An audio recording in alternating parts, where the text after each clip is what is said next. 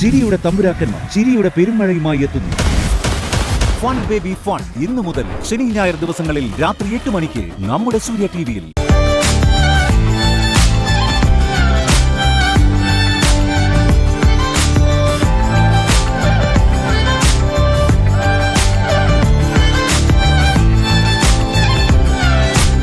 അല്ല, എന്തു പറയുന്നു വഴക്കാളി? അയ്യോ സാർ,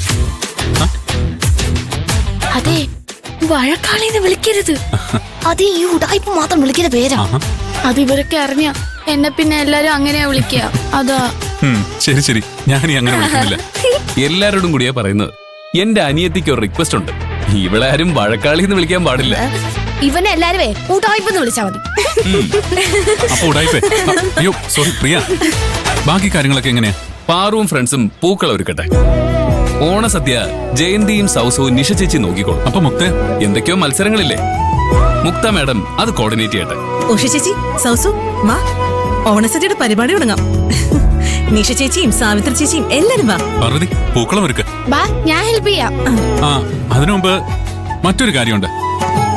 എല്ലാവർക്കും എന്റെ വക ഒരു ഓണക്കോടി സമ്മാനം. കല്യാൺ സിൽസിന്ന് ഞാൻ നേരിട്ട് പോയി വാങ്ങിയതാ. കരുണാകരൻ സാർ,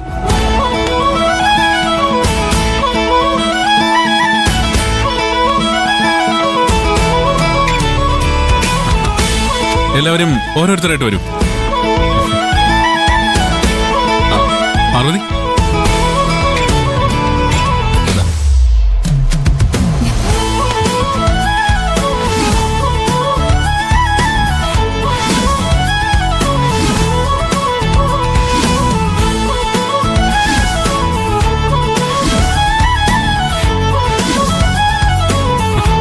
ഇനിയിപ്പോ കരുണാകരൻ സാർ വരും.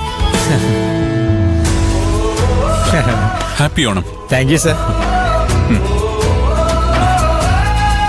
ഇനി നമുക്കെല്ലാവർക്കും ആഘോഷ പരിപാടിയിലേക്ക് കിടക്കാം. വരും.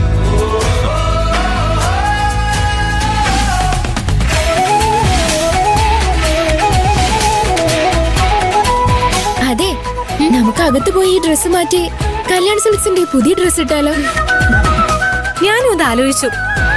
ശരിയാ, വൈകുന്നേരം നമ്മൾ അമ്പലത്തിൽ കയറിയിട്ടല്ലേ ഹോസ്റ്റലിലേക്ക് പോവാ. അപ്പോഴേക്കും ഈ ഡ്രസ് മുഷിയാതിരിക്കുകയും ചെയ്യും. എനിക്കിത് മതി. ഞാൻ കൈലാഷ് സാർ തന്നെ ഈ ഡ്രസ് തന്നെ ഇട്ടോളാം. അല്ലെങ്കിൽ അത് കൈലാഷ് സാറിന് വിഷമാവും. നിങ്ങൾ വാ. ആരെങ്കിലൊക്കെ ഉണ്ടോ? ഏയ്, ആരുമില്ല. കലവറയാണ് ഏറ്റവും നല്ലത്.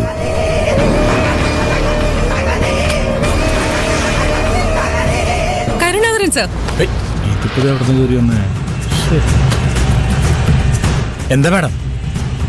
ഈ ഓണപരിപാടി കൈലാഷ് ആർക്ക് വേണ്ടി അറേഞ്ച് ചെയ്തത്? അതെന്താ മുക്തമാട് ഇപ്പൊ അങ്ങനെ ചോദിച്ചേ? കരുണാകരൻ സാർ പറയൂ.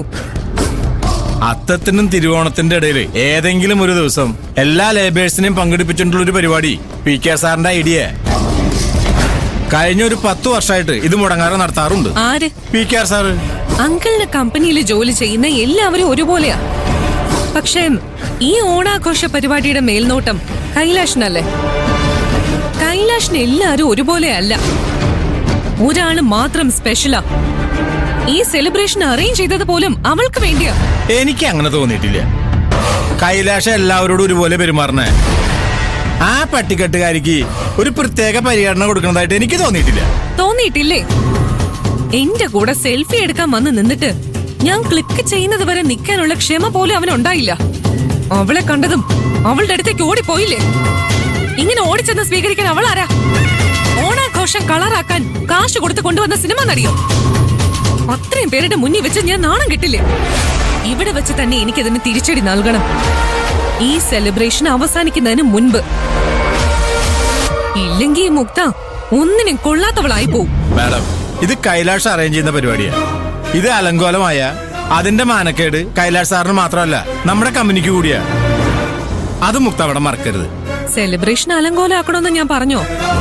സെലിബ്രേഷൻ നന്നായിട്ട് നടക്കണം.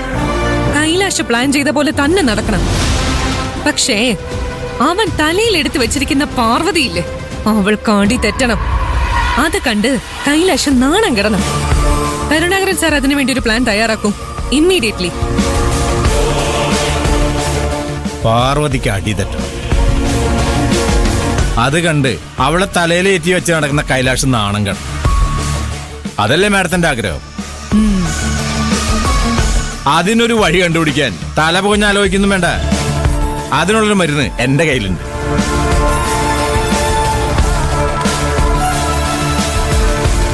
ഇതിന്റെ അകത്തെ നല്ല അസൽ റഷ്യൻ ഹെയർ കെയർ തീ തൈലൊന്നും മലയാളത്തിൽ പറയും. ഇതൊരു 3 എണ്ണം ഉള്ളി ചെന്ന അവള് താത്തയെ തിത്തയെന്നും പറഞ്ഞ് ഇതിന്റെ അകത്തോടെ നടക്കും. ഈ ഐഡിയ മതിയോ? മതി. പക്ഷേ കള്ളിന്റെ മണം അടിച്ചാ അവളെ ആരെങ്കിലും കുടിപ്പിച്ചതായിരിക്കും എന്ന് കൈലാഷിന് മനസ്സിലാവില്ലേ? മനസ്സിലാവണം. ആര് കുടിപ്പിച്ചു എന്നുള്ള ചോദ്യം വരുന്നതിന് മുമ്പ് ഇടയ്ക്കിടയ്ക്ക് അവള് 2 ചെറുത് കഴിക്കാറുണ്ടെന്നും ഓണാഘോഷത്തിന്റെ പേരില് 2 ചെറുതിന് പകരം 2 വലുതടിച്ചു എന്ന് പറയണം. അങ്ങനെ കോൺ തെറ്റി പോയതാണെന്ന് നമ്മള് പറയണം.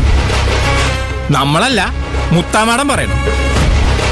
നിങ്ങൾ ഒരേ ഹോസ്റ്റലല്ലേ താമസം. അതുകൊണ്ട് മുക്താമാടം പറഞ്ഞ എല്ലാവരും വിശ്വസിക്കും. ഇത് മതി, ഈ ഐഡിയ മതി. ഓണമൊക്കെ ആയതുകൊണ്ട് ആരും അറിയാണ്ട് 2 എണ്ണം മിണുങ്ങാന്ന് എഴുതിയാ ഞാനിത് കൊണ്ടുവന്നേ. ഇതുകൊണ്ടിപ്പോ മാഡത്തിനൊരു ഉപകാരം ഉണ്ടായല്ലോ. കള്ളിനെ തള്ളിക്കളയാൻ പാടില്ലെന്ന് കാരണവന്മാര് പറഞ്ഞതിന്റെ അർത്ഥം എനിക്കിപ്പോഴാ പിടി കിട്ടിയത്.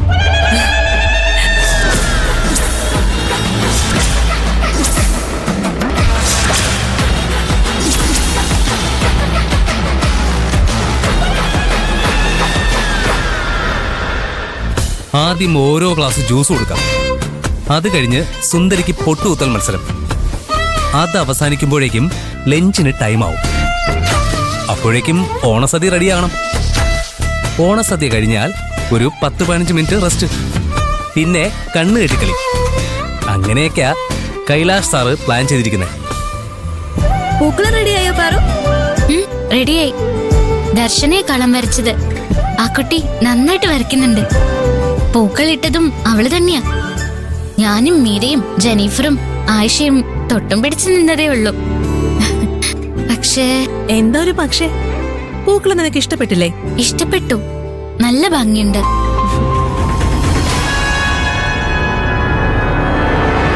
ഈ ഹെൽക്ക ആ ജ്യൂസിൽ മിക്സ് ചെയ്ത് കൊടുത്താൽ മതി, അവള് കുടിച്ചോളും. പക്ഷേ ജ്യൂസിൽ എങ്ങനെ മിക്സ് ചെയ്യും? അതൊന്നും ഓർത്ത് മുക്ത മാഡം ടെൻഷൻ അടിക്കണ്ട. അതൊക്കെ ഞാൻ നോക്കിക്കോളാന്നേ. മാഡം ഇത് പിടിച്ചേ, ഞാനിപ്പോ വരാം. ആ ജ്യൂസൊക്കെ റെഡിയാണല്ലോ. റെഡിയായി. ഒരു ഗ്ലാസ്സിന് എടുത്തേ. ഒരു ഗ്ലാസും കൂടി വേണം, മുക്ത മാഡത്തിന് കൊടുക്കാനാ.